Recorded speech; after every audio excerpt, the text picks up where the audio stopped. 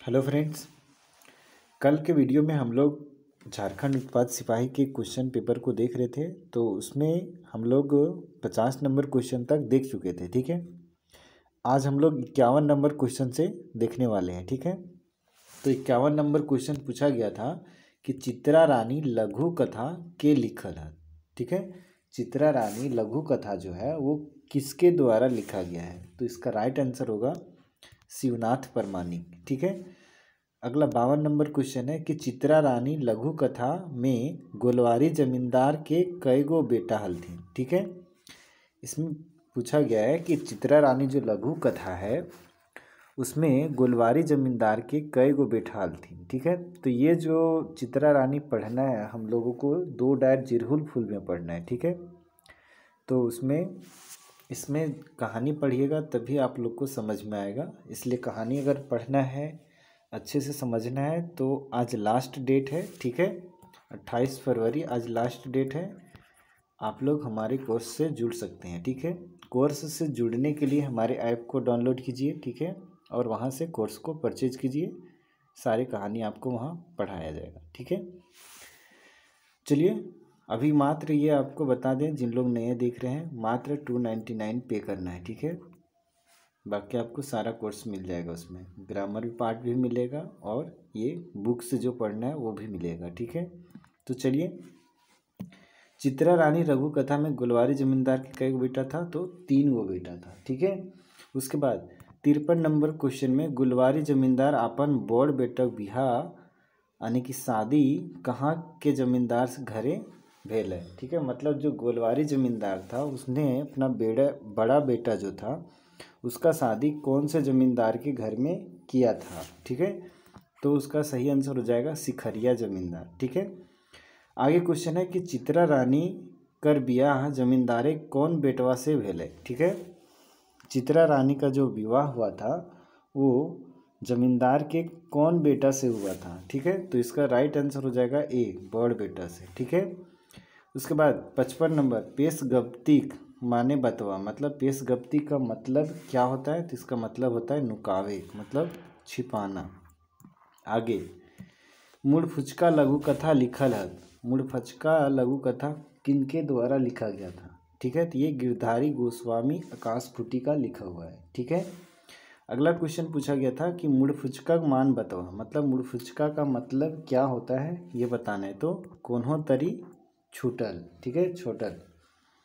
उसके बाद नीरा अपन बिहाक बात विजय के केकर से बात करे कह है। ठीक है, नीरा जो थी वो अपना विवाह का बात विजय को किससे करने के लिए कहता है?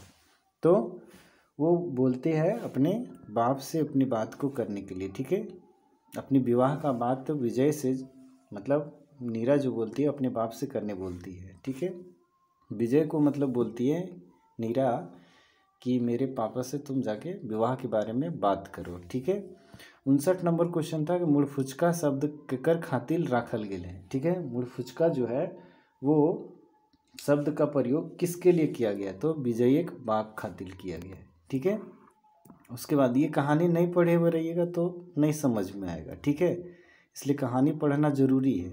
कहानी ने जैसे देखिए ग्रामर में होता है कि कुछ अगर नहीं भी आ रहा है तो हिंदी वाला ग्रामर से भी उसको अटैच करके कुछ किया जा सकता है, लेकिन ये सब में कोई उपाय नहीं। कहानी नहीं पढ़िएगा नहीं बनेगा आपसे क्वेश्चन। ठीक है, इसलिए 299 पे कीजिए और जाइए आराम से पढ़िए। ठीक है, क्योंकि बहुत ज़्यादा अमाउंट नहीं लिया जा रहा है, जितना में एक कोई भी चीज़ को चलाया जा सकता है एक लंबे समय तक के लिए, उतना ही एकदम मिनिमम से मिनिमम प्राइस रखने का कोशिश किया गया। ठीक है, तो आज लास्ट है। ठीक है, 299 पे कीजिए 28 फरवरी, फिर इसका प्राइस कल आपको बढ़ा हुआ मिलेगा। ठीक है, तो जल्दी से जल्दी इस ऑफ़र को अवेल कर लें। ठीक है, बाकी आप लोग के ऊपर डिपेंड है कि आप लोग को पढ़ना है क्या करना है। बाकी में तो कोर्स मिलते रहेगा, कोर्स ख़त्म नहीं हुआ, लेकिन वही थोड़ा सा ज़्यादा पे करना पड़ जाएगा। ठीक है, चलिए आगे देखते हैं। ठीक है, यहाँ तक देखे थे कि मुड़ फुचका शब्द केकर खातिर प्रयोग किया था? तो विजय के बाप खातिर किया गया था, मतलब विजय के बाप खातिर है। ठीक है, उसके बाद विजय नीरक बाप से की बात रखल, विजय जो है वो नीरा के बाप से कौन सा बात को रखा, तो ब्याह करे के लिए, ठीक है। मतलब शादी करने का बात नीरा के बाप से विजय रखा था, ठीक है। उसके बाद मुड़फुचका लघु कथा में मुख्य पात्र कौन है, तो इसका मुख्य पात्र है विजय ही, ठीक है।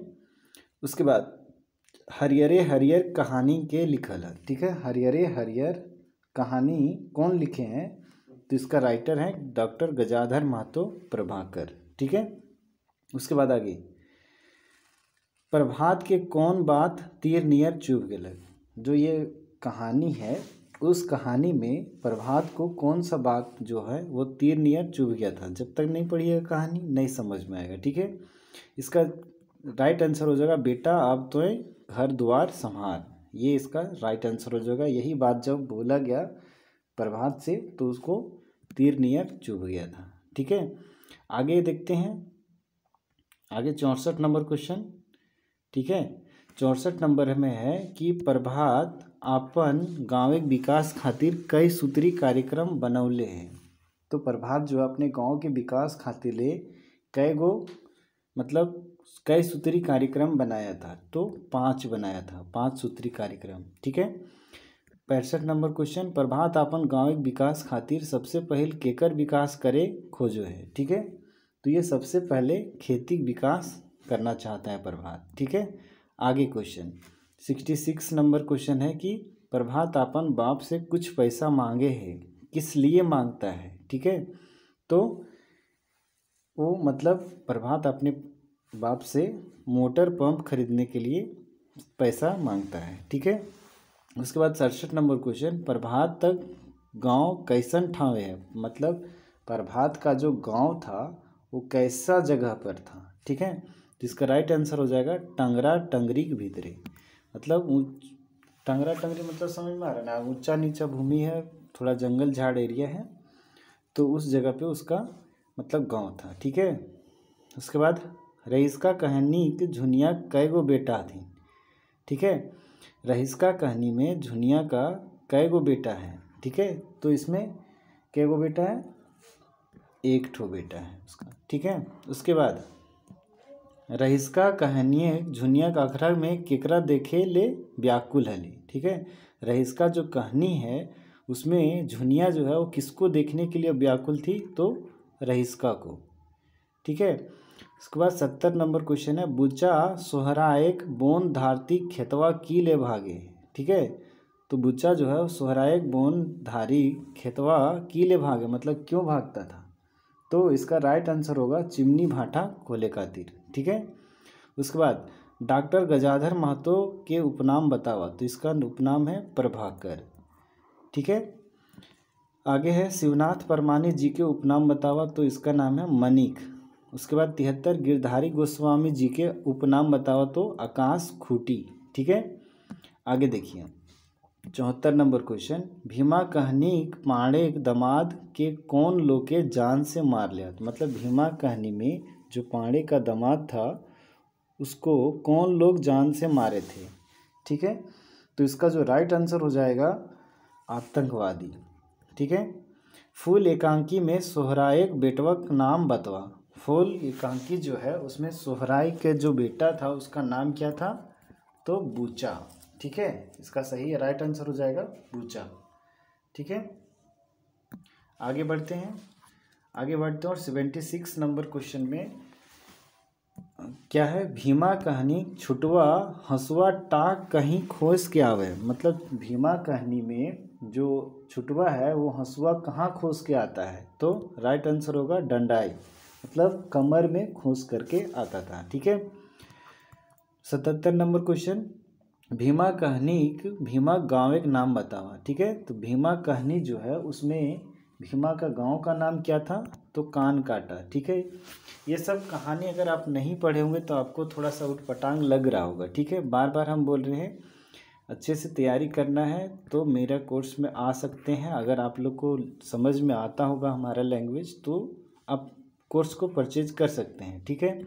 आज लास्ट डे है इसीलिए हम बार बार आप लोग को रिवाइज करवा दे रहे हैं, मतलब माइंड में दे रहे हैं कि आज लास्ट डेट है, ठीक है। ऐसा ना हो कि मतलब बाद में फिर बहुत लोग बोलते हैं कि सर आज भर कर दीजिए, फ़ोन करके करते हैं, तो फिर उसमें थोड़ी सी परेशानी हो जाती है, क्योंकि उसको फिर टीम से बात करना पड़ जाता है, मैंने जहाँ से ये मैनेज हो पाता है, क्योंकि अभी ये है तो अभी सबके लिए है। ठीक है, उसके बाद आगे देखिए, भीमा कौन डिवीज़न से पास कर ले हलन। ठीक है, भीमा जो था वो कौन सा डिवीज़न से पास किया था, तो फर्स्ट डिवीज़न से वो पास किया था। ठीक है, उसके बाद भीमा कहनी भीमा कर के केकर नियत से बड़ी दुख भेल हले। ठीक है, भीमा कहनी में भीमा को किसके नियत से बहुत दुखी हुआ था, यहाँ गलत आंसर टिक किया हुआ है, इसका भीमक मामा नहीं होगा बल्कि राय बाबू इसका सही आंसर होगा। ठीक है, उसके बाद भीमा कहनिए भीमक मामा जो था वो कहाँ काम कर रहल। ठीक है, भीमा कहनी में भीमा का जो मामा था वो कहाँ काम करता था। ठीक है, तो भीमक मामा कोयला खदान में काम करते थे। ठीक है, उसके बाद रहीसका कहानी के लिखल है, मतलब रहीसका कहानी है वो कौन लिखे हैं, तो बंसीलाल बंसी लिखे हैं। ठीक है, चासा कर मन में बतवा। ठीक है, चासा का मतलब क्या होता है, किसान। चासा कहानी हम आप लोग को पढ़ा चुके हैं, तो यहाँ से अब समझ में आने लगा होगा। ठीक है, चासा का मतलब होता है किसान। ठीक है, चासा कहानी के लिखल है, तो चासा कहानी के लेखक कौन है, तो चासा कहानी के लेखक हैं बंसीलाल बंसी। ठीक है, आगे देखते हैं, भुवनेश्वर कर लिखल कहानी है। भुवनेश्वर दत्त शर्मा जो हैं व्याकुल जिनका उपटाइल है, मतलब उपनाम है, तो इनके द्वारा लिखी गई कहानी कौन है, मांझो। ठीक है, हम आप लोग को मांझो भी पढ़ा चुके हैं। ठीक है, आगे है 85 सोंध माटिक टाब कहानी लिखल है, तो सोंध माटिक टाब कौन लिखे हैं, तो ये लिखा गया है डॉक्टर BN ओहतार के द्वारा। ठीक है, अगर खाली सोंध माटी पूछा जाता, सोंध माटी जो एक किताब है जो झारखंड सचिवालय के सिलेबस में है, तो वो डॉक्टर विनोद कुमार लिखे हैं। ठीक है, लेकिन यहाँ सोंध माटिक टाप जो खोटा गद्य पद संग्रह बुक है उसमें लिखे हैं, तो ये लिखा गया है डॉक्टर BN ओहतार के द्वारा। ठीक है, सोंध माटिक टाप कर कहानी में केकर बखान करल गेल है। ठीक है, सोंध माटिक टाप जो किताब है उसमें किसका बखान किया गया है, तो राजनीति का, आर्थिक का, या अंधविश्वास का, या तो फिर धार्मिक का। तो इसमें आर्थिक का ज़्यादा नहीं किया गया है बल्कि अंधविश्वास को ज़्यादा किया गया है, क्योंकि सोंध माटिक टाप आप लोग को हम पढ़ाएं तो उसमें बहुत सारे लोग जो थे गांव वाले वो ओझा गुनी के चक्कर में जाते थे, अगर बीमार उमार पड़ते थे तो फिर मतलब जो बच पाया, नहीं बच पाता था तो वो बेमौत मारा जाता था। तो इसमें अंधविश्वास को दिखाया गया है। ठीक है, कि लोग झाड़ फूक के चक्कर में रहते थे और लोगों की जान चली जाती थी। ठीक है, उसके बाद चासा कहानी मंगरू खरय के धान, मंगरू यहाँ होना चाहिए, मंगरू खरय धान बीड़ा कौन लोग के आग लगा दे थी। ठीक है, मतलब चासा कहानी में मंगरू के खरई में धान का जो बोझा पुआल वगैरह था उसमें कौन आग लगा दिया था, तो जमींदार का आदमी लोग आग लगा दिया था। ठीक है, उसके बाद मांझो कहानी में मांझो कौन अस्पताले भर्ती भेली। ठीक है, तो ये रांची कर मेडिकल कॉलेज में भर्ती किया गया था। आप लोगों को कहानी पढ़े होंगे, हम आप लोग को पढ़ा चुके हैं, अगर नहीं पढ़े हैं तो चासा कहानी पढ़ा चुके हैं, मांझो पढ़ा चुके हैं, सोंध माटिक टाप पढ़ा चुके हैं, और एक और लास्ट कौन कहानी था जो पढ़ा चुके थे, धर्म करम। ठीक है, धर्म करम जो दिनेश दिनमणि पर लिखा हुआ है वो भी हम आप लोगों को पढ़ा चुके हैं। ठीक है, तो आगे क्वेश्चन है कि मांझो कहानी मांझो कर बिहार केकर से भेले।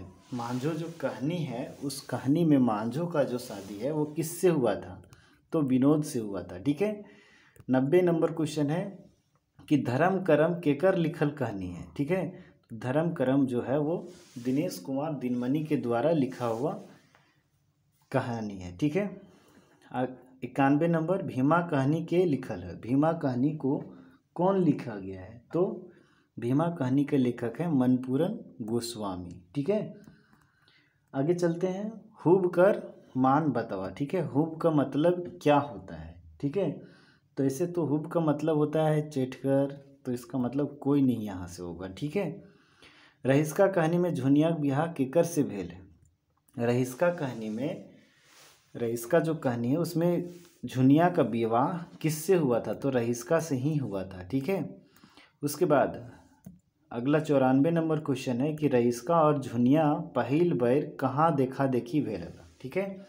तो रईसका कहानी में जो रईसका है और झुनिया है वो पहली बार कहाँ देखा देखी हुआ था? तो आखरा में हुआ था।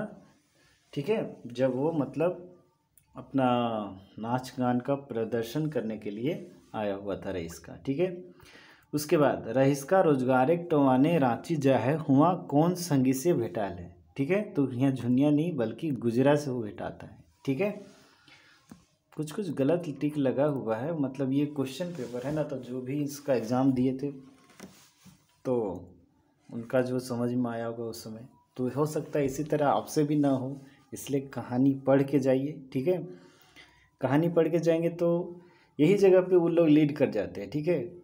जो लोग अच्छे से पढ़ेंगे, अब हम आप लोगों को कहानी पढ़ा चुके हैं, जो भी कहानी पढ़ा चुके हैं उससे क्वेश्चन क्या छूट रहा है आप लोग खुद देख रहे होंगे। ठीक है।